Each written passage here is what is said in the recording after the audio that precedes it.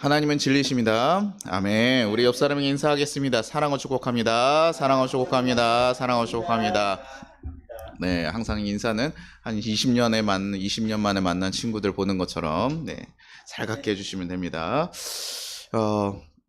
교회에 보면요, 성경 이름을 가진 사람들이 종종 있어요. 그렇죠? 여러분 아시는 게 뭐가 있을까요? 교회에 보면 요셉, 또 요한도 많이 있죠. 또 교회를 안 다녀보셨나 봐요. 제가 보니까 학교에서도 보면 이름이 좀 특이한 거, 뭐 드보라도 있고요, 한나도 있고, 사무엘도 있고요. 그렇죠. 데빗 되게 많이 쓰잖아요. 다윗 되게 많이 쓰고요. 그런 식으로요. 아마 성경의 이름 중에서 자신들이 좋아하는 성경 인물들을, 그리고 또 그렇게 살기를 바라면서 자녀들에게 아마 그 이름들을 네. 죄송한데 제가 그 얘기를 그냥 끝나고 할 걸. 잠깐 조사를 그냥 빨리 마치고 할까요? 네, 집중을 마무리하게. 네, 무엇이 있을까요? 그냥 써 주시면 되겠죠? 네네. 그럼 전화를 부탁드립니다. 좋아하는 인물들로 자녀의 이름들을 이렇게 만들어요. 그래서 보통 가론 유다 뭐 이렇게 짓는 경우는 거의 없어요. 그렇죠? 예, 가론 유다 뭐 이렇게 그런 식으로 성경에서 자녀의 이름을 짓는 경우들은 거의 없죠. 거의 이렇게 필요한 거. 권사님 볶음밥 드시면 돼요. 네, 네. 그렇게 하고 네. 저랑 성준이 볶음밥. 네, 이렇게 됐을까요? 다 정리가 됐을까요? 네, 네. 굉장히 중요한 문제죠. 우리의 삶을 살아가면서 우리의 삶의 양식을 결정하는 너무나 중요한 문제이긴 합니다. 네, 성준이 알아서 드십시오. 네. 성준이 오늘 하고 싶은 거 다 마음껏 하십시오. 다음 주 고생해야 되니까 네, 제가 마음껏 하시고 네, 드리면 좋을 것 같습니다. 네, 굉장히 신중하고 중요한 문제들입니다. 네. 네. 우리 삶을 살아가면서 그런 선택의 순간들이 굉장히 많이 있죠. 그러니까 이렇게 성경의 인물들도 보면요, 자신들이 좋아하는 이름들을 선택해서 아이들에게 진짜 그렇게 좀 살았으면 좋겠다, 이런 식으로 마음을 하면서 하는 거예요. 그래서 오늘 성경 인물을 보면요, 요셉이라는 인물이 나오게 됩니다. 요셉이 아마 교회 다니시는 분들 익숙할 텐데, 요셉이라는 인물. 근데 저는요, 요셉이라는 이름을 달고 내가 요셉 같은 삶을 살라 그러면요, 저는 나는 괜찮아요 라고 얘기할 것 같아요.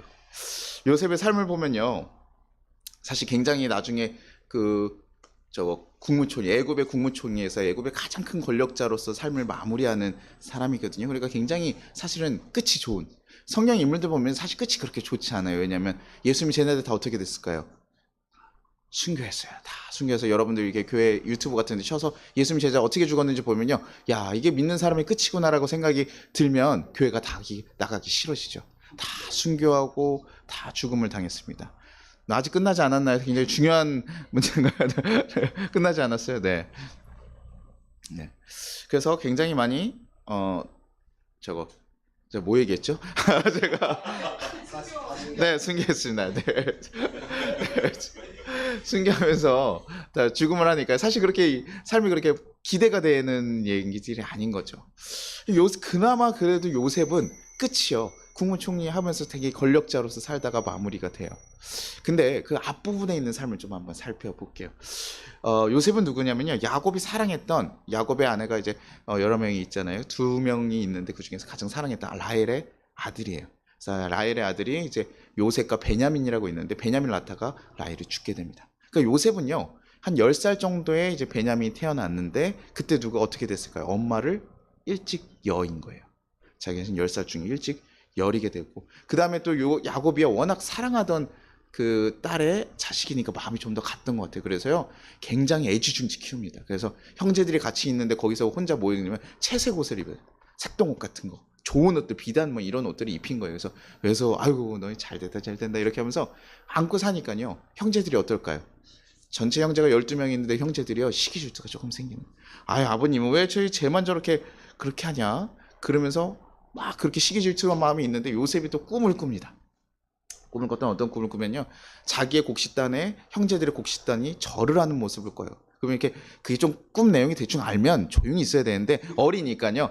아빠 내가 이런 꿈을 꿨어. 그러면서 얘기를 하고 형제들한테 가서도 신기하니까 꿈 얘기를 했던 것 같아요. 그리고 형제들이 그 얘기를 들으면 어떻습니까? 아니 요 녀석이 지금 형들이 지금 다 고개를 숙이네. 왜냐면 그 굉장히 고대 시대엔 장자가 너무나 중요하고 그 장자 계승이 되는데 근데 아버지가 너무 이 아이를 끼고 도니까요. 사실 장자 입장에서 보면 굉장히 꼴보기 싫을 수도 있거든요. 그 형제들이 보기에도 말이 안 돼. 야 이건 말이 안 된다. 그래서 결국 형제들이 무엇을 했을까요? 이 요셉을 팔아버립니다. 어떻게 파냐면 원래는 죽이려고 했어요. 죽이려는 마음이 막 가득해서 구덩이에다가 파가지고 거기다 딱 떨어뜨려 봤습니다. 근데요, 거기서 아까 첫째였던 루벤이랑 그 이제 같은 형제였던 유다가 그 생명을 우리 하지 마죠. 그래도 혈육인데 생명을 해야 하는 건 좀 너무하지 않습니까? 그래가지고 지나가는 미디안 상인들이 지나갈 때 거기에 노예로 팔아버려요. 지금 여러분 제가 굉장히 지금 담담하게 얘기해서 그렇지만 여러분들이 지금 형제들이 자기를 지금 죽이려고 시도하다가 그걸 멈추고 노예상에 팔아서 넘겨버린 거예요. 그냥 약간 협박 정도 할 수 있죠. 그냥 이렇게 좀 겁 좀 주고 너 임마 형들한테 이러면 아주 혼나 이렇게 얘기하면 좋은데요.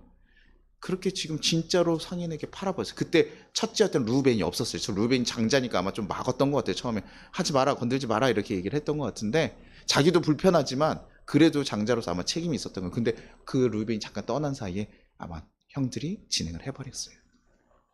그러니까 결국 어떻게 합니까? 노예로 팔려갑니다. 그래도 다행히 어디로 가냐면 그 애굽의 왕을 우리가 바로라고 하거든요. 바로 왕의 친위 대장한테 팔려가요. 그러니까 굉장히 권세가 있는 사람이겠죠. 굉장히 이게 큰 경호실장 같은 느낌이나 아니면 군사의 그런 좀 높은 보직에 있는 사람이니까요. 굉장히 거기서 그래도 다행히 거기 팔려갔는데요. 거기서 보통 노예 삶이 어떻습니까? 이게 팔려가면 자기 노예가 아니죠. 팔려갔으면 노예 삶을 막 처절하게 살아야 되는데 다행히도요. 요셉 좀 영특했던 것 같아요. 그 외모가 좀 빼어나고 좀 영특하니까요. 거기서 일을 시켜보니까 어때요? 잘하는 거죠. 야, 얘가 생긴 건도 괜찮은데 요셉이 이거 사람이 좋아할 만한 요소가 참 많은 거예요. 생긴 것도 괜찮고 용모도 빼어나고 일도 잘해요. 그러니까 거기서요 노예로 갔음에도 불구하고요 보디발의 마음을 잘 얻습니다. 그래서 창세기 39장 5절에 보면요. 그가 요셉에게 자기의 집과 그의 모든 소유물을 주관하게 한 때부터 여호와께서 요셉을 위하여 그 애굽 사람의 집에 복을 내리심으로 여호와의 복이 그 집과 밭에 있는 모든 소유에 미치지라. 그가 그에게 모든 소유물을 주관하게 만들었어요. 지금 누구한테요? 노예인 요셉에게 시킨 거예요. 그러니까 아마 이게 굉장히 특출나지 않고는 사실 어려워요. 그리고 하나님이 또 도우셔가지고 그가 되는 것마다 잘 되니까 그럼 어떻습니까? 주인 입장에서 신나죠. 아이가 봤더니 성실하고 책임감 있고 잘하는 거예요. 그러니까 모든 걸 맡겼대요. 그러려면 굉장히 신뢰하지 않고 사실 불가능한 일이거든요.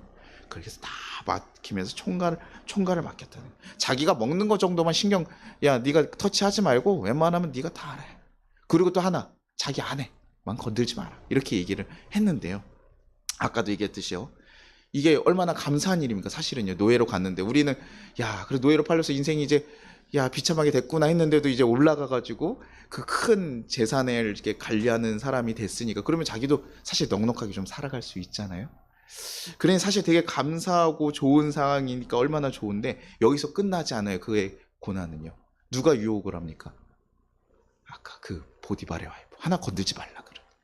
다른 여자도 아니고 보디발 용모가 괜찮은 거예요. 어디 가서든 잘생기고 봐야 돼요. 그래가지고 잘생기니까요. 그 능력도 있고 잘하고 다 하고 총괄을 하니까요. 보디발의 아내가 마음이 아마 동했나 봐요. 계속 그에게 동침하자고 욕을 합니다. 근데 옛날 종들이면 뭐 그런 이야기도 많이 있죠. 노예니까요. 주인들이 그럴 수도 있어요. 그런데 이가요 하지 않아요. 보통 다른 종들은 자기가 얻고자 하면 얻을 수 있는데 지금 이 종은요. 같이 동침하자는데 계속 거절하는 거예요. 아니요. 난 그렇게 할 수가 없습니다. 나는 그렇게 했어요. 왜요? 하나님이 보시기에 악한 것이기 때문에 내가 그것을 할 수 없습니다. 여기. 그리고 주인이 맡긴 것 중에 다 맡겼는데 당신은 그 사람이 아내입니다. 내가 할 수가 없습니다. 그러니까 지금 요셉은 계속 하나님의 기준으로 사실 움직이거든요. 그러면서 자기가 그걸 할 수 없다. 그런데요. 계속 그럼에도 불구하고 여인이 계속 동침하자고 하다가 어느 날에요. 사람이 하나도 없어진 거예요. 그 집안에 있는 사람들이 다 나갔어요. 그리고 둘만 남게 된 거죠. 어떻게 또 그렇게 남았어요. 남으니까 어떻게 해요? 이제 그 여인이 이제 적극적으로 와서 대시를 한 거예요. 그러다가 너무 가까이 오는데 또 주인이 왔는데 주인을 이렇게 밀치고 막 이럴 수 없잖아요. 근데 너무 가까이 오고 막 하니까요. 옷을 막 벗기려고 하니까요. 살짝 그러고 밀치고 도망간 거예요. 근데 옷이 어떻게 됩니까? 그 여인에게 남은 거죠. 그러니까 이 여인이요. 이렇게 계속 거절당하는 게 어떻습니까? 자존심이 상하겠죠. 그러니까요. 남편이 왔을 때 뭐라 그래요? 이 종이 나를 겁탈하려고 했다. 이 옷을 봐라. 나한테 와가지고 이렇게 해서 내가 소리를 지르니까 그때 도망가더라. 라고 하니까 보디발이 어때요? 화가 나는 거. 결국 어떻게 됩니까? 감옥에 가게 돼요. 지금 간신히 어떻게 지금 형제한테 팔린 것도 억울해 죽게 해가지고 노예로 사는 것도 억울해 죽겠는데 그 전에 그거 아니었으면 어떻게 색동옷 입고 잘 뿅뿅거리고 살 수 있는데 그럼에도 불구하고 지금 어떻게 가서도 열심히 살아봤는데 그럼에도 불구하고 어떻게 됐습니까? 또 다시 감옥에 갇혀버리게 되는 거예요. 노예에서 또 죄수로요.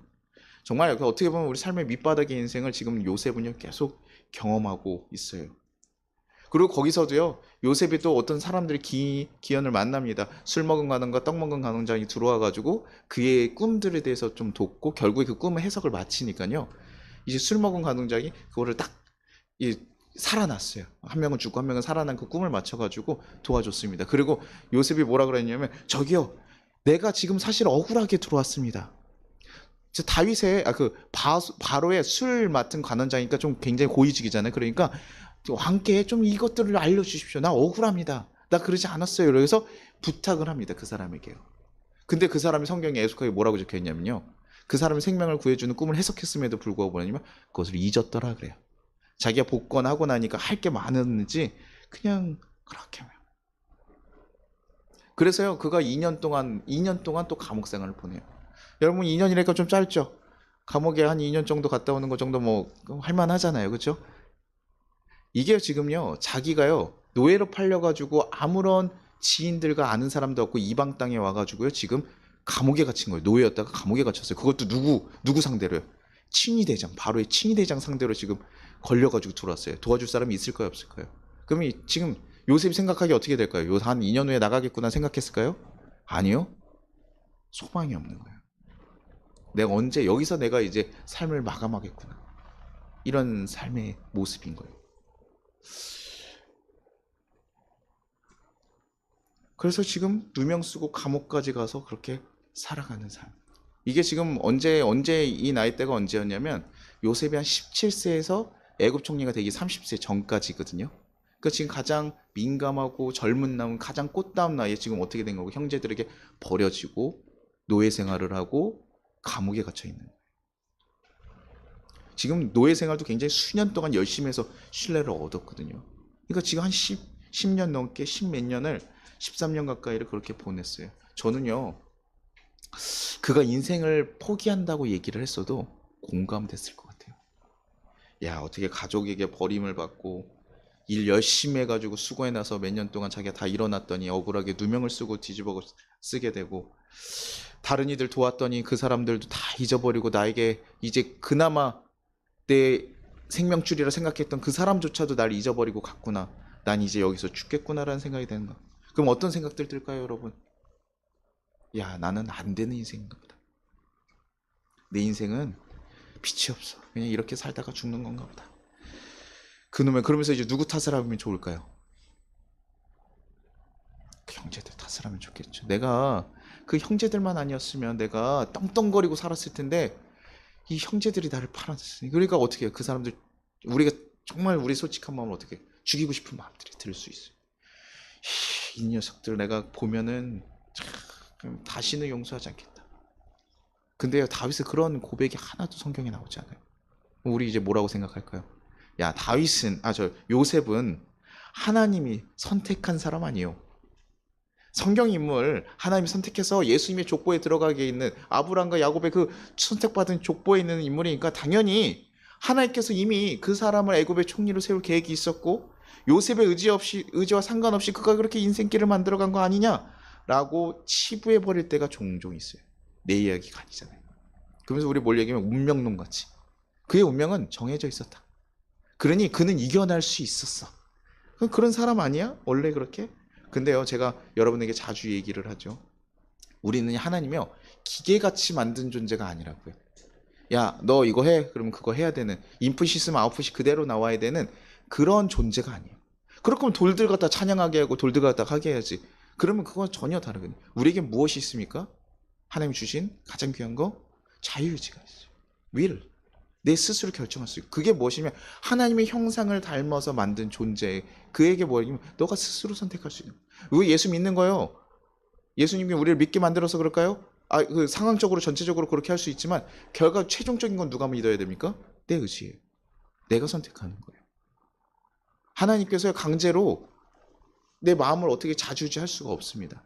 너 날 찬양하고 믿고 이렇게 만들어. 그러면 구원이 너무 쉽죠. 다 찬양하게 만들면 되잖아요. 그쵸? 딱 왔을 때 처음 왔어요. 그러면 야, 내가 손만 대면 당신 마음 바뀔 거야. 딱 하고, 그러면 얼마나 교회가 편해요. 전도 그런 능력 좀 줬으면 얼마나 좋아. 그쵸? 근데요, 그것이 하나님의 뜻과 반하는 일. 하나님은요, 우리가 스스로 하나님을 사랑하기로 원하고 스스로 하나님과 관계하기로 원하셔요. 그래서 우리에게 준 거니까 요셉에게 그것이 있었을까요, 없었을까요? 있었어요.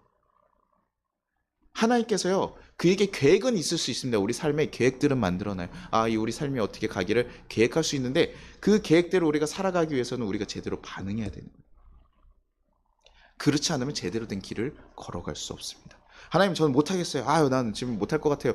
이러면 하나님께서 강권해서 얘기하실 때 요즘은 결과적으로 내가 고백하고 걸어가야지만 갈 수 있는 거예요. 요나에게 얘기하죠. 야, 가서 니느웨 가서 저 회개의 말씀을 전하러 갔는데, 니느웨가 어떻게 자기 원수 지역이에요. 자기 나라를 괴롭혔던 원수 지역이니까 우리나라에게 지금 얘기하는 저한테 일본에 가서 복음을 전하라. 제가 지금 너무 일제사상이 너무 그래서 우리가 적대감을 가질 수 있는 거. 그러면 그 당시에 옛날 어르신들이라면 그거 절대 안 되죠. 일본에 가서 하라고? 일본 비하는 거 아닙니다. 혹시라도 이해하지 마시죠. 비하는 것이 아니라 적대적인 느낌에 있는 나라에 가서 전하려 하면 자기의 형제가 죽는 걸 봤는데 그 일이 가능할까요? 쉽지 않거든요. 그래서 요나가 계속 거절하니까 계속 반대로 가니까 돌려서 와요. 근데 하나님께서요, 뚝 들어가지고 옮겨놨으면 됐겠죠. 왜 그렇게 안 하시냐고? 우리에게 자유의지를 주셔요. 우리에게 선택권이 있다는 거예요. 그러니요, 지금 요셉의 삶을 바라봤을 때 요셉은 원래 하나님께서 세우시고 계획이 그렇게 하나님의 그 선한 계획이 있었지만 그것에 반응한 것은 누굽니까? 바로 요셉이에요. 요셉이 대단한 건 그거예요. 자기가 정말 절망적인 상황에서도 그가 바라본 건 뭐냐?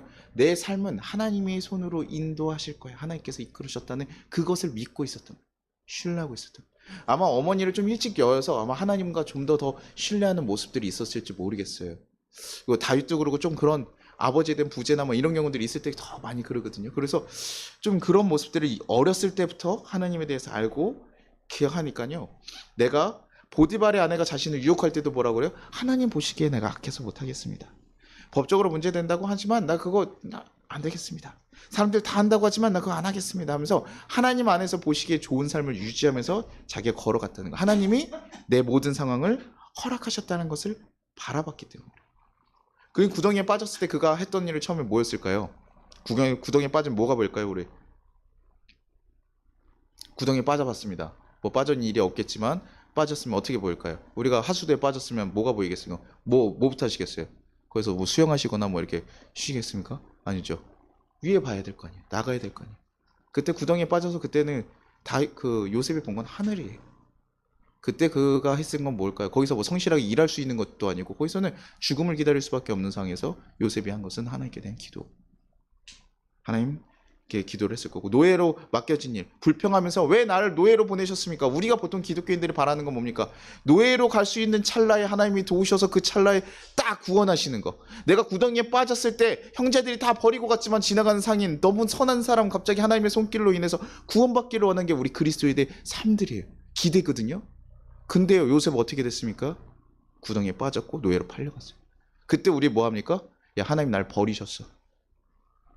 하나님 날 버리셨나 보다. 어떻게 이런 상황을 나한테, 하나님 사랑하신다고 하는데 어떻게 이런 상황을 나에게 줄 수가 있지? 그리고 내가 정말 그렇게 하나님 주신 삶, 노예에서도 내가 이겨내고 어떻게 성실하게 그것들을 다 감당했음에도 불구하고 그럴 수 있지? 친위대장 때문에 들어왔는데 그 감옥의 시간 어떻게 했을까요? 정말 인내하면서 기다린 거예요. 하나님께서 내 삶을 여기서 마무리하면 그 마무리 되겠습니다. 뜻이 있으리라 생각하고 그것을 하나님을 포기하지 않고 욕하지 않고 인내하면서 거기서 기다리고 있었다. 지금 요셉이 한 건 뭡니까? 기도하고요. 성실하게 자신에게 주어진 상황들에 성실하게 일하고요. 그리고 인내했어요. 이 모든 선택들이 시험들을 다 이겨나가니까 하나님께서 어떻게 된 그를 30살에 총리로 세워요. 애굽의 총리를. 그 애굽의 총리 자기가 감옥에 있는데 어떻게 노력했을까요? 아까 얘기했던 술 맞은 간원장이 바로가 꿈을 꾸게 하셔서 바로의 꿈을 해석할 수 있는 사람이 그 나라에 아무도 없었어요. 근데 술 많은 간원장이 얘기하는 거죠. 아, 제 꿈을 해석했던 그 귀한 애가 하나 있습니다. 그래가지고 바로에게 얘기했더니 바울이 가고 그 꿈 얘기를 해석하고, 그때 해석할 때도 뭐라고 합니까? 내가 하는 게 아닙니다. 누가 하는 거예요? 하나님이 하실 겁니다. 그러니 편히 얘기하십시오. 창세기 4장 16절에 그렇게 얘기해요. 창세기 4장 16절에 요셉이 바로에게 대답하여 이르되 내가 아니라 하나님께서 바로에게 편안한 대답을 하시리이다. 그가 어떤 사람일까요? 40장 14절에 당신이 잘 되거든 나를 생각하고 내게 은혜를 베풀어서 내 사정을 바로에게 아뢰어 내 집에서 이 나를 건져주소. 그전에는 사람에게 도움을 구했던 사람이 이제는 바로를 마주쳤을 때도 뭡니까? 이제 자기의 생명을 구해줄 수 있는 사람이 왔잖아요. 그럼 그에게 막 제 억울함부터 얘기해야 되는데 그게 아니라요. 그의 꿈 가져온 거 하나님께서 하실 겁니다. 하나님께서 편안하게 얘기할 것이요. 그러니 얘기하십시오. 내가 하는 게 아니라 하나님께서 하실 것이니 편안하게 얘기하십시오. 그래가지고 그 해석을 하면서 결국에 애굽의 총리로 올라가게 돼요. 왜 아무도 해석하지 못한 것을 하게 되니까 바울도 픽업된 거죠. 자기가 바랬던 게 아닙니다. 애굽 하나님 이 총리가 나에게 좀 되게 해주십시오. 이 나라의 권력자가 되게 해주십시오. 라고 바라지 않았어요. 그러나 하나님께서 그 모든 상황들을 선하게 이끌어서 인도하셨대요. 그래서 바울의 그 요셉의 노년의 고백을 보면 이렇게 얘기합니다. 창세기 45장 5절에 당신들이 나를 이곳에 팔았다고 해서 근심하지 마소서, 한탄하지 마소서. 하나님이 생명을 구원하시려고 나를 당신들보다 먼저 보내셨나이다. 나중에 형제들을 만나요. 애굽의 총리가 돼가지고 기근이 드니까 형제들이 찾아오거든요. 그때 형제들에게 나중에 이제 뭐 여러 가지 스토리가 있습니다. 그러나 그때 알리고 나서 얘기하는 거예요. 근데 형제들이 무서울까요? 안 무서울까요? 자기가 버렸던 동생이 나중에 애굽의 총리로, 드라마 같은 이야기죠. 점 찍고 나와야 되나요? 그래가지고 탁 나왔으면 야, 못 알아봐요. 왜냐하면 상상도 못했기 때문에. 애굽을 보고 상상도 못했기 때문에 야, 그럴 수 있을 거라 생각도 못하고 고개도 못 들어요. 왕 앞에 바로 왕이어서 뭐 고개도 못 드는 상황이었죠. 그런 상황인데 얘기를 하니까 형제들이 근심하는, 야, 분명히 우리를 죽일 것이다 라고 생각하는데 요셉이 지금 이렇게 얘기해요. 요셉은 어떻게 봤습니까? 인간적으로 보면요, 원수들에게 욕하고 그렇게 해야죠. 여러분 같으면 여러분을 버렸던 형제 어떻게 할까요? 어떻게 하고 싶으세요? 용서하시고, 용서해야지. 그러시겠어요? 쉽지 않죠. 나한테 사기친 사람, 뭐 여러분 살면서 굉장히 나를 힘들게 했던 사람 뭐 한 명 있잖아요. 그래서 저가 가끔 그랬잖아요. 제가 예전에 어렸을 때는 그런 사람이 있으면 제가 거울에 보면서 그를 한 몇 번씩 죽인다고, 하루에도 이렇게 죽여보고 저렇게 죽여보고 어떻게 가둬가지고 죽여보고. 그게 사람 마음이에요. 원수를 용서하고 싶지 않고 품고 싶지 않은데 요셉은요 달랐어요. 왜요? 자기의 모든 상황들을 누가 인도하셨다고 생각한 거예요? 하나님이 이끌으셨기 때문에 하나님 나를 만드시는 과정이라고 생각하고 그것에 대해 도구였다고 생각한 거예요. 그렇다고 해서 슬프지 않은 거 아니에요. 다윗이 요셉이 형제들 만나 통곡하면서 웁니다. 정말 그 슬픈 것들이요 막 감정이, 제가 드라마 바이블로 요 부분을 싹 들었는데 그 부분이요 막 눈물 소리가 나는데요. 그래요. 형제들과 만나는 그 상봉자 장면이요 너무나 감격스러워요.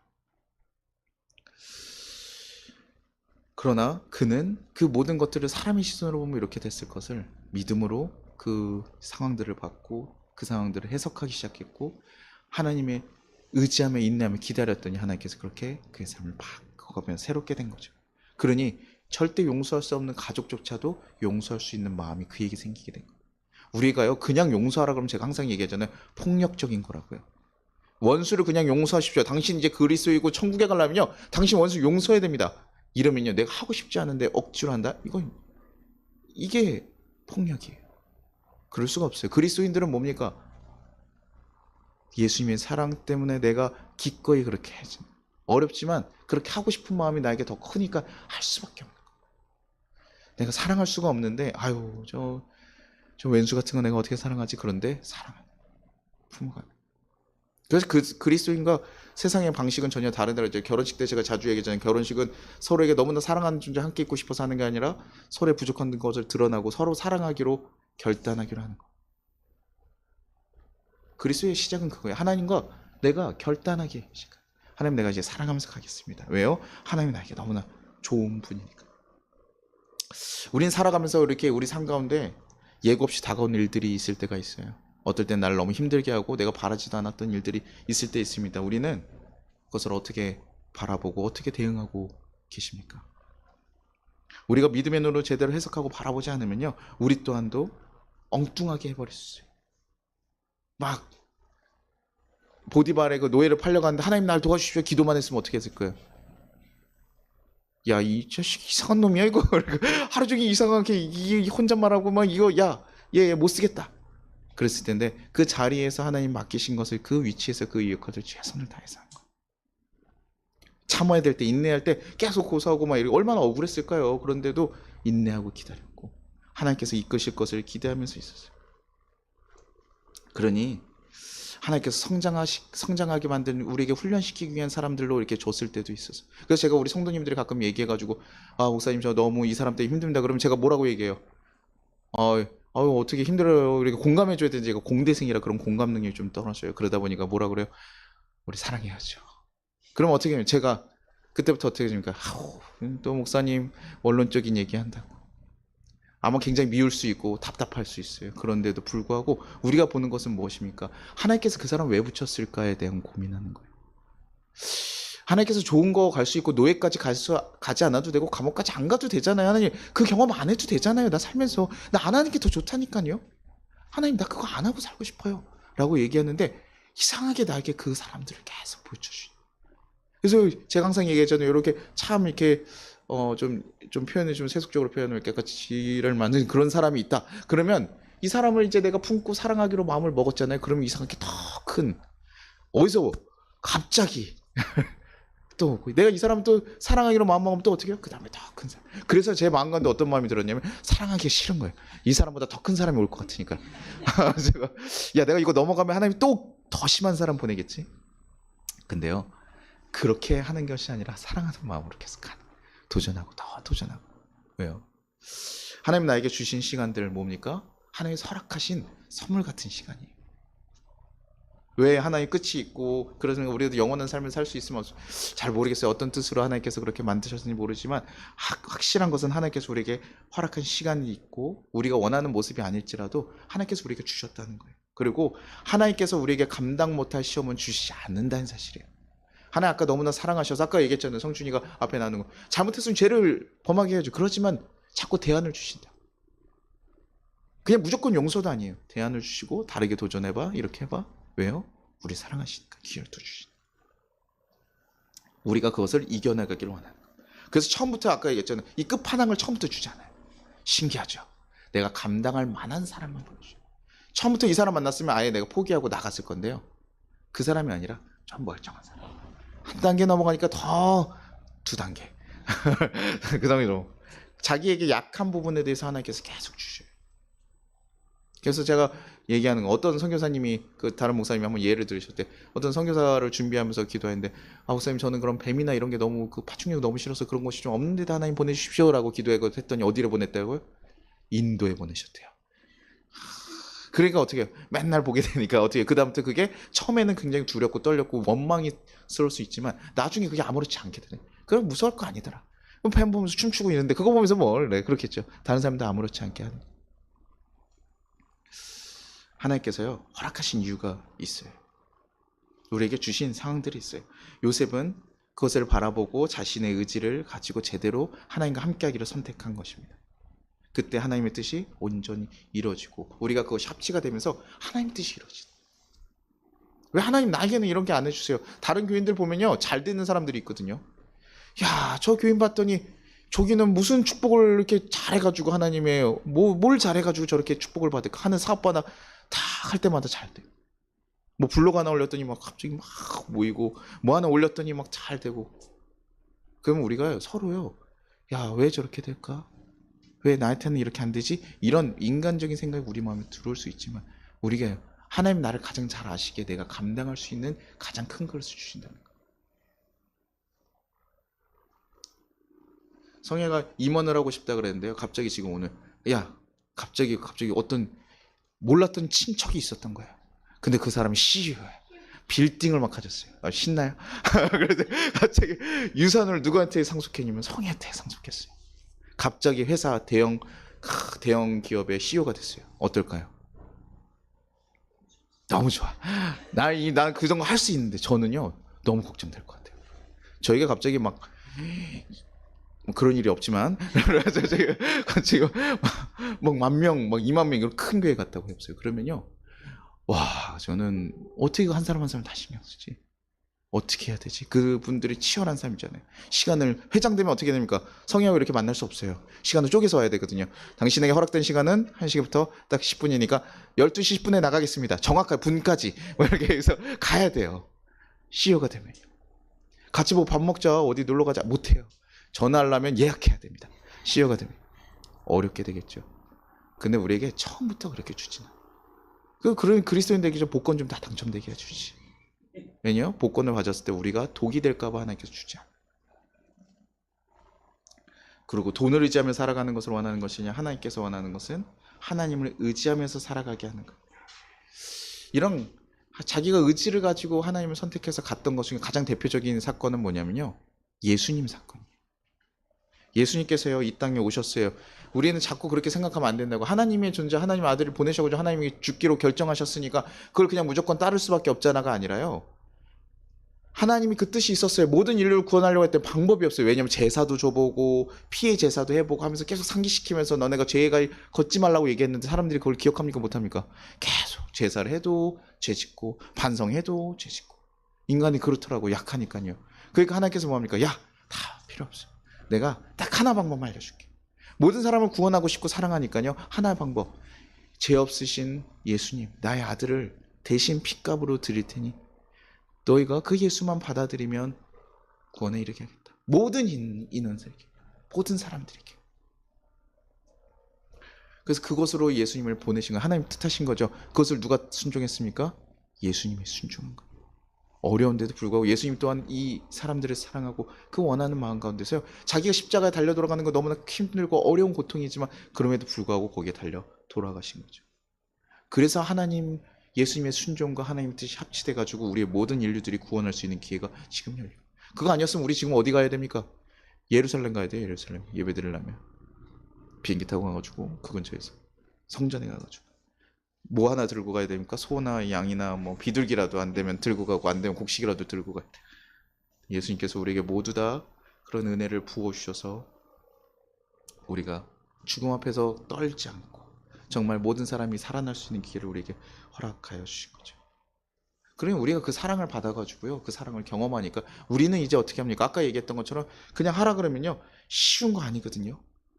여러분에게 지금 제가 믿음으로 바라보면서 살아가십시오. 여러분 삶이 너무 힘들고 어려울 때요, 여러분 믿음을 가지고 그 상황들을 바라보고 하십시오 라고 얘기 쉽게 할 수 있죠.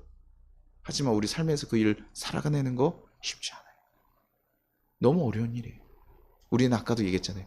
제사를 주고 어떤 방법을 줘도 잘 못 지키는 사람은 우리. 여러분은 새해 초에 했던 약속들, 자기에게 했던 약속들 지켜가고 살아가고 있습니까? 못하죠. 전 다이어트가 죽어도 깨나도 잘 안 돼요. 죽어야 되려나 봐요. 그래서 어저께도 혼자 이렇게 부대찌개를 샀다가 혼자 왔는데 어떡합니까? 사람이 없으니 남기면 어떡해? 그럼 면이랑도 어떡해? 또 음식을 잘 못 버려요. 환경가가 해가지고. 제가 그런 습관이 있어요. 그래가지고 그 남은 그걸 다 먹어요.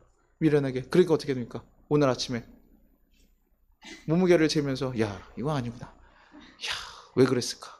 또 후회하고 반성하면서 오늘 뭘 먹지 말아야 될까? 한 대면 또 중국집 가요. 그래서 사람이요, 잘 안 돼. 왜 상황들이 그렇게 안 돼? 쉽게 다 할 수, 여기로 갑자기 여기 있는 분들이 다 운동을 좋아하셔가지고 아 목사님 우리 같이 닭가슴살 먹죠. 그래서 샐러드 먹죠. 이랬으면 저도 같이 편승해서 하면서 얼마나 좋습니까? 근데 여러분들 그래요? 아니에요. 우리 성도님들 그러지 않아요. 그럼 관리하지 않는 분들이에요. 얼마나 감사한지 몰라요. 목사님 저 짜장면 못 먹습니다. 이랬으면 제가 너무 불편했을 것 같은데. 그러니까요, 이 상황 가운데서 자기가 컨트롤할 수 있는 거 쉽지 않다. 원수도 원수를 용서하면서 살라고요? 하나님, 야 그걸 왜 저한테 그 원수 묻게? 저 옮기겠습니다. 못하겠습니다. 다른 데 가겠습니다. 저 이 남편이랑 못 살겠습니다. 아내랑 못 살겠습니다. 저 우리 부모 밑에 못 있겠습니다. 저 그 친구랑 같이 하고 싶지 않습니다. 저 우리 교회 가서 그 교인이랑은 얘기도 하고 싶지 않아요. 그게 우리 삶의 모습 아니에요. 그런데 뭐합니까? 하나님을 바라보고 하나님 믿음을 바라본 사람들은 그 사람들을 사랑하기를 도전하고 나아간다. 왜요? 아까 우리를 위해서 자신의 사랑을 보여주신 예수님을 본 거예요. 경험한 거예요. 누군가 자기에게 먼저 큰 용서를 해준 거예요. 그러니까 가능한 거예요. 1만 달란트 빚진 것을 용서받으니까 내가 100데나리온을 용서해 줄 수 있다. 제가 바울의 삶을 항상 얘기하죠. 바울이 어떻게 그렇게 사람들을 위해서 목숨 걸고 살아갈 수 있냐. 자기가 죽였던 사람들이 자기가 죽이려고 쫓아다녔던 사람들이 자기가 예수를 만났을 때 와가지고 형제라고 불러주며 자기를 용서해 주니까요. 자기도 그래야 되는구나. 내가 정말 죄인이었구나. 그러고 제가 여러분들에게 하는 것 어떻습니까? 제가 먼저 받은 은혜가 있으니까요. 그 사랑을 내려주는. 그래서 교회에서 가장 중요한 사랑의 방식은 뭡니까? 내리사랑.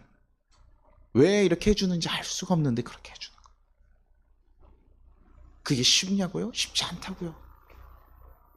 선배들이 막 밥을 사줘가지고 후배들이 먹었어야지 또 사주지. 제가 대학교 다닐 때 저는 선배들이 밥을 많이 사주지 않았어요. 머리가 기니까요. 선배들이 다가오지 않았어요. 재수를 했는지 사수했냐고 저한테 물어본 적도 있거든요. 3, 4수했냐 머리가 기니까요. 근데 그런데도 불구하고 제가 계속 다가가고 교회에서도 그런 문화가 없는데 계속 다가가니까 사람들이 물어봐요. 도대체 왜 그러는 거냐. 예수님이 우리에게 그렇게 한. 근데 제가 그 사랑을 어디서 받았는 줄 아세요? 고등학교 기독교 동아리에서 그 사랑을 깨달았어요. 선배들이 자꾸 사랑해주고 도와주고. 왜 이렇게 하는 거야? 그분들이 얘기해 주더라고요. 하나님께서, 예수님께서 우리를 사랑하셨고 그 사랑 때문에 나는 이렇게 사랑하고 나는 그래서 사랑하는. 너가 나에게 갚고 싶으면 너는 누구에게 해라? 너가 사랑할 사람들에게 가서 해라. 그렇죠? 그 사랑을 경험한 자들이 그렇게 갈 수 있어요. 그래서 그 후배들이 또 나가서 다른 이들을 돕고요. 그렇게 가요. 그래서 그리스도인들은요 전혀 다른 삶의 방식을 걸어가는 거예요. 하나님께서 내 삶을 온전히 이끌어가고 붙잡으시고 인도하신다는 것, 그리고 내 삶을 위해서 정말 생명을 바쳐서 사랑하신 그 예수님이 있다는 것을 우리가 알면서요 그 길을 걸어가는 거예요. 하나님께서 막 우리가 잘 못하면요 피할 길 내셔가지고 다시 가게끔 해요. 하나님 마음은 우리가 행복하게 잘 살기를 원하는 거예요. 하나님의 자녀가 잘 살기를 원해요. 제가 여러분들 아까도 막 이렇게 앞에서 얘기했지만 여러분들 잘 되기를 원해요. 제가 좋은 거 하면요 같이 하고 싶어요. 좋은데 같이 가고 싶고요. 아까 뭐 건물 막 언제 살지 몰라요. 그런데 살 수 있을지도 몰라요. 그러나 야 참 우리 성도들이랑 같이 한 곳 한 곳 이렇게 해서 자기네들 일 할 수 있고 그것이 선하게 또 흘러갈 수 있으면 좋겠다. 이런 얘기들, 그냥 그런 마음들이 들어서 그렇게 소망하는. 그러니 여러분들, 내 상황에 내 인생을 봤더니 정말 안 변할 것 같고 원수도 안 변할 것 같고 이러다 보다 내 인생 여기서 그냥 지지분하게 끝날 거다라고 생각할 수도 있는데요. 우리 그거 보지 맙시다. 그 상황 보지 맙시다. 누구 봅시까요? 하나님 봅시다. 하나님께서요 함께 하시고 그게 되는 우리 인생을 새롭게 끌어가셔. 우리가 생각한 대로요 인생을 살아가게 하지 않아요. 저는 이 땅에 위례라는 지역이 있는지도 몰랐어요. 근데 제가 위례 와서 사역을 하고 있죠. 그렇죠? 하나님께서요 훈련하고 연단의 시간도 분명히 있을 수 있습니다. 야, 거듭나야 돼, 이어야 돼. 근데 오늘 제가 책을 새벽에 읽으면서 딱 느낀 게 뭐냐면, 야, 기도는 내 뜻을 요구하는 것이 아니라 하나님 뜻에 나의 뜻을 맞춰가는 일이에요. 그리고 거기서 더 놀라웠던 건 뭐였냐면요, 기도하지 않는데도 들어주시네, 이끌어주시네. 왜? 하나님과 함께하고 있다. 제가 엄마한테 함께 살아가면서 엄마 오늘 아침엔 이거 해줘야 되고 이거 해주고 이거 해줘야 돼 이렇게 얘기하면 엄마가 뭐라고 할까요? 이 자식아 나가, 이 자식아 돈을 내 임마 이렇게 이렇게 하겠죠. 그런데 엄마랑 같이 있으면 뭐합니까? 엄마 알아서 먹을 거 해주고요 다 줘요. 밖에 나가니까요 그게 어려운 거죠. 그렇죠? 하나님께서요 우리를 정말 부모의 같은 심정으로 계속 바라보면서 있어요. 정말 뭐 차가운 훈련 뭐 이렇게 무슨 교관들처럼 야 이거 못 이겨내면 너 죽어, 이겨내야 돼 막 이렇게 하는 것이 아니라요 우리를 살리시기 위해서 우리가 훈련하고 만들어 가신다는 거예요. 그래서 우리가 정말 그렇게 올라갔을 때 그 올라간 모습대로 또 하나님께서 새로운 길을 만드시고 어떨 땐 총리에 세우기도 하고요 어떤 이는 순교의 길을 걸어가기도 해요. 그러나 그 길들이 다 하나님께서 인도하시는데, 전도서 9장 1절에 이렇게 말씀이 있습니다. 이 모든 것을 내가 마음에 두고 이 모든 것을 살펴본즉 의인들이나 지혜자들이나 그들의 행위나 모두 다 하나님의 손안에 있으니 사랑을 받을는지 미움을 받을는지 사람이 알지 못하는 것은 모두 그들의 미래의 일뜸이니라. 우리가 우리 살면서요 어떤 사람이 사랑을 받을지 미움은 알 수가 없어요. 그건요 그리스도인이라고 해서 무조건 사랑받는 게 아니에요. 그리스도인도 미움을 받고요 힘들어요. 그거는 하나님께서 이 세상을 만들어 놓은 원칙 중에 하나예요. 알 수 없게, 우리의 인생을 잘 알 수 없게 흐트러 놓으셨어요. 그래서 그리스도인인데도 고통당하는 사람들이 있고 그리스도인인데도 평안하게 사는 사람이 있고. 세상 사람은 어떨까요? 예수 안 믿으니까, 하나님 안 믿으니까 잘 못 살아요? 아니죠. 더 잘 사는 사람도 있고. 그러면 밖에서는 예수 안 믿으니까 다 잘 사냐? 그것도 아니거든요. 근데 우린 그것만 보죠. 예수 안 믿고 저렇게 일하니까 잘 되더라. 아니에요. 예수 안 믿고 살아간 사람들 중에 힘든 사람이 있어요. 근데 이것이 다 무엇이라고 본다고요? 하나님의 손 안에 있다. 우리는 그 믿음을 가지고 봐요. 보이지 않는 하나님을 발견하면서 살아가는 거, 그것이 소망이에요. 그러면 우리가 정말 우리 육체적인 눈으로는 판단이 안 쓰고 요셉에게 야, 한 2년 정도 후에 나갈 거야 라고 얘기하지 않으셨다고요. 하지만 그럼에도 불구하고 하나님을 의지하면서, 하나님과 나 함께 있는 것을 의지하면서 걸어가는 것, 그러다 보면 우리가 하나님과 함께 있으며 자연스럽게 풀리는 일들이 있어요. 그래서 제가 얘기하죠. 우연히 쌓이고 우연히 또 쌓이고 우연히 또 쌓이면 그것은 뭐더라고요? 하나님의 어떤 개입함이 있을 수 있다. 필연이다. 제가 만났는데 너무 이상한 놈이 계속 만나요. 그러면 사랑하라고 하세요. 사랑하라고. 직장을 바꿨는데 여 녀석이 너무 싫어서 다른 직장을 갔는데 또 있어. 그럼 어떻게 하는? 야, 이거는 내가 건너가지 않으면서 평생 동안 나에게 주실 시험인가 보다. 차라리 사랑하는 게 빨리 끝내. 내가 뭔가 끊어내지 못하는 게 있는데 그것들이 계속 갈 때마다 시험이 오는 데 있다 그러면 그거 끊어내라. 유혹이 있어요. 그냥 우리가 하나님 편안하게 길로 갈 수 없습니다. 그것이 우리 삶에요, 기적이에요. 여러분들 삶을 뭐 기적이라 꼭 암에서 낳고 뭐 이렇게 생각하는 게 아니라 우리 삶에 하나님께서 인도하시는 그것들을 바라보는 거예요. 내가 생각지도 않았는데 하나님께서 함께 하시고 이끌어 가시는 거 보면 그것이 우리 기적이죠. 내 힘으로 내 것으로 하는 것이 아닌가. 저는요, 여러분들이 기적이에요. 사실 저에겐 그래요. 뭐 예전에는 큰 교회, 제가 목요일도 큰 교회였고 사역하는 교회도 다 어느 정도 좀 중대형 교회였어요. 그러다 보니까요, 그렇게 가면 우리가 뭐라고 생각합니까? 하나님께서 이렇게 훈련을 시키니까 내가 이런 큰 교회 가서 중대형 교회에서 뭐 부교육자나 이런 걸 훈련 사라고 하시나 보다. 그리고 제가 예전에 막 춤추고 공연하고 막 뮤지컬하고 이런 거 하니까 그런 거 하는 줄 알아요, 사람들이 다. 제가 목회하면 뭐예요? 아, 문화 사역하고 있어? 이렇게 식으로 얘기하거든요. 청년들 사역하고 있어? 이렇게 얘기하는데 아니거든요. 근데 그 자리 그렇게 생각하고 인간적으로는 생각했는데요, 하나님께서는 전혀 다른 방식으로 일을 만드셔요. 그래서 예전에는요, 왜 보내셨지? 왜 이 자리에 보내셨지를 많이 고민했어요. 왜 이 모습으로 우리가 사역을 하겠지? 근데 지금은 뭐라고 생각하냐면 이유가 있구나라고. 이제 한 발짝 나가게 되죠. 아, 하나님께서 만나게 하신 이유가 있구나. 내가 여기 사게 하신 이유가 있구나. 그러니 내가 할 것은 무엇입니까? 왜 할지 고민하면서 머물러 있는 것이 아니라 내가 할 수 있는 일을 깨닫고 내가 할 수 있는 최선을 다해서 하는 거예요. 노예 갔을 때 왜 여기에 노예 보내셨지 하고 좌절하고 있는 것이 아니라 노예로서 내가 할 수 있는 일을 최선을 다해서 하는 거예요. 그러니까 새롭게 인 것이죠.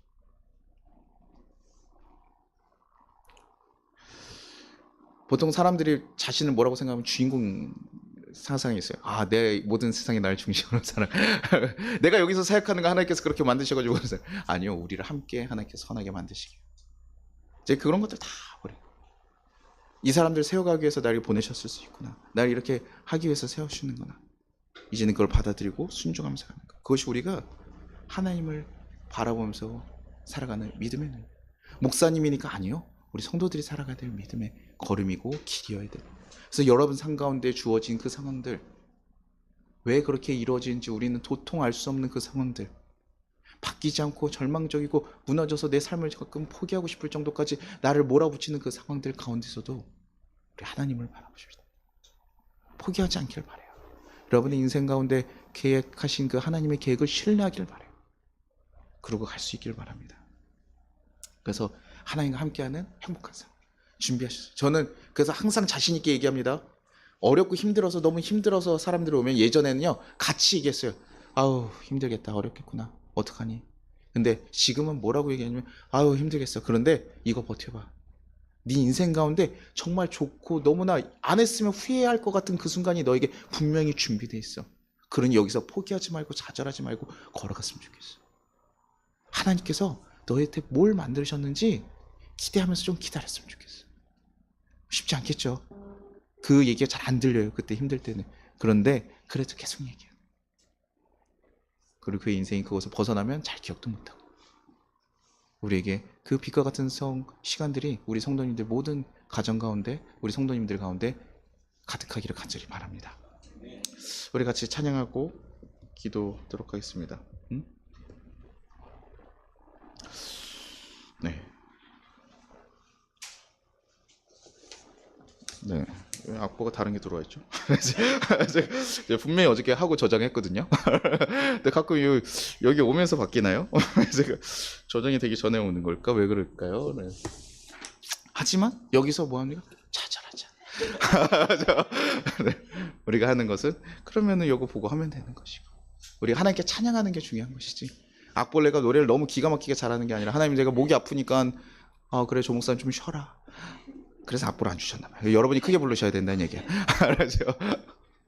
우리가 하나님을 정말 그렇게 바라보는 그런 믿음이 있는 사람들 되기를 바라요. 그래서 모든 상황 속에서도 주님을 바라보고 주님을 찬양하고 나가는 그런 우리 성도님 되기를 간절히 소망합니다. 우리 찬양하도록 할게요.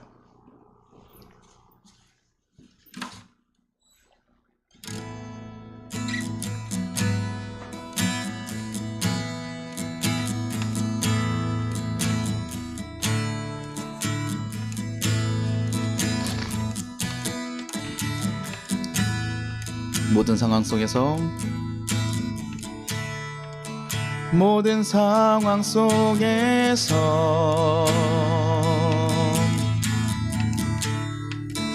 주를 찬양할지라.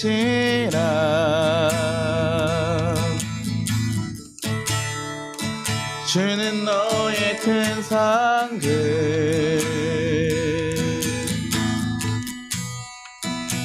큰 놈이시라.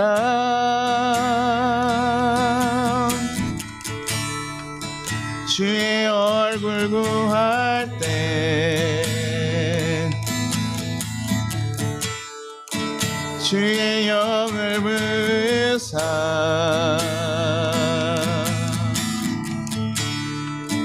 크신 사랑 안에서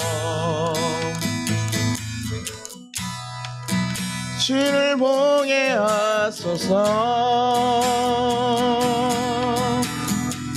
내 영혼이 확정되고 확정되었사오니, 내 영혼이 확정되고 확정되었사오니, 믿음에는 늘어 주를 바라봅니다.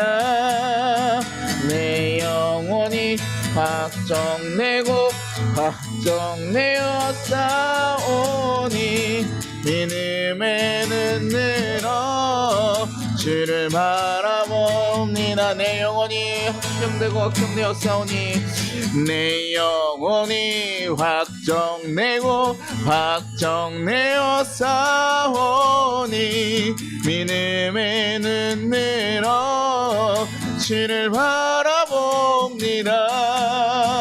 내 영혼이 확정되고 확정되었사오니, 믿음에는 늘어 주를 바라보. 내 영혼이 확정되고 확정되었사오니, 내 영혼이 확정되고 확정되었사오니, 믿음에는 늘어 주를 바라봅니다. 내 영혼이 확정되고 확정되었사오니, 믿음에는 늘어 주를 바라봅니다. 우리 같이 거두는 기도 드리겠습니다. 하나님 아버지 감사합니다. 우리를 사랑하시어 지금까지 인도하시고 이끌어 주심에 감사합니다. 그러나 하나님, 가끔 우리가 감당하기 어려운 일들이 우리를 사로잡을 때가 있습니다. 지치고 포기하고 싶을 때도 있습니다. 그때마다 하나님의 선하신 손길을 우리에게 보여주시옵소서. 우리가 연약하여 하나님의 손을 놓을지라도 주님의 강한 손으로 우리를 붙잡아 달라고, 우리로 하여금 거룩하고 복된 길을 걸어갈 수 있게 해달라고, 이 모든 것이 주님께서 비롯된 것임을 우리가 경험하고 발견할 수 있게 해달라고. 그래서 정말 우리가 새롭게 변화되어 이제는 누군가에게 사랑을 주고 힘이 되어줄 수 있는 자들이 되게 하셔서 이날의 아픔이 회복되고 슬픔이 기쁨으로 바뀌는 역사가 우리를 통해 이루어질 수 있게 해달라고 같이 기도하도록 하겠습니다. 기도하겠습니다. 하나님 아버지 감사합니다. 하나님, 우리가 하나님 안에 거룩하게 살아갔음을 고백합니다. 주님 붙잡으시고 이끌어주셨으니 감사합니다. 하나님 안에 우리가 온전히 살아가게 하시고 하나님 뜻 가운데 온전히 살아갈 수 있도록 주여 도와주시고 이끌어 주시옵소서. 하나님, 우리가 너무나 약해서 쓰러지고 싶을 때가 있고 무너지고 싶을 때가 있습니다. 그러나 하나님 가운데 온전히 서 있을 수 있게 하시고 하나님 가운데 온전히 바람을 살아갈 수 있도록 주여 도와주셔서 이런 주의를 걸어갈 수 있는 하나님 거룩한 자녀가 될 수 있게 주님 도와주시옵소서. 하나님을 바라며 하나님을 구하며 하나님의 뜻을 찾으며 살아갈 수 있는 하나님 거룩한 자녀가 될 수 있게 주님 주시고 이끌어 주시옵소서. 믿사옵고 하나님과 함께 동행하며 살아갈 수 있는 그 역사들이 우리 가운데 일어날 수 있도록 주여 도와주옵소서. 우리 한 명 한 명의 영혼들을 하나님 붙잡으시고 그 영혼들이 하나님을 알고 깨닫고 변화되는 그 역사로서 살아갈 수 있도록 주여 도와주시고 이끌어 주시옵소서. 주께서 함께 하실 줄 믿습니다. 하나님 붙잡으실 줄 믿습니다. 하나님의 거룩한 역사가 우리 가운데 있기를 소망합니다. 그래서 이제는 우리가 하나님 이 땅 가운데 하나님 사랑이 필요한 자들에게 사랑을 주며 거룩한 사랑을 전하며 살아갈 수 있는 귀한 자들 되게 도와주시옵소서. 하나님 함께 할 수 있는 자들 되게 도와주시옵소서. 쓰러질 때마다 힘을 주시고 하나님 우리를 강건하게 붙잡으셔서 우리가 넘어지지 않도록 하나님 이끌어주시고 인도하여 주옵소서. 하나님, 우리가 약합니다. 우리가 연약합니다. 그러나 그 모든 상황 가운데 하나님을 바라보며 의지하며 살아갈 수 있는 한옥한 거룩한 백성들 될 수 있게 주여 도와주시고 이끌어주시옵소서. 우리의 마음이 새롭게